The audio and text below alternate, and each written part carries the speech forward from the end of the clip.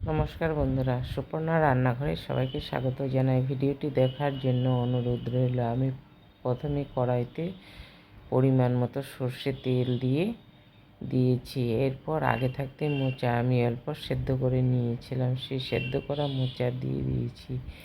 দিয়ে নুন দিয়ে ভালো করে ভেজে নিয়েছি। তারপর ভাজা হয়ে গেলে আমি নামিয়ে নিয়েছি। এরপর এদিকে একটি মশলা তৈরি করে নিয়েছি। সর্ষে, পোস্ত আর কাঁচা লঙ্কা, হলুদ মিক্সিতে বেটে নিয়েছিলাম। বাটা মশলাটা দিয়ে দিয়েছি। দিয়ে পরিমাণ মতো কাঁচা তেল দিয়েছি। দিয়ে ভালো করে মেখে ঢাকা চাপিয়ে দিয়েছি। ঢাকা বন্ধ করে দিয়েছি।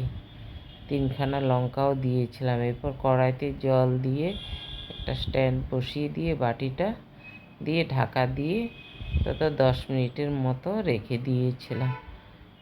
তারপর ঠান্ডা করে আমি খুলে নিয়েছি। দেখো বন্ধুরা, এরকম হয়েছে।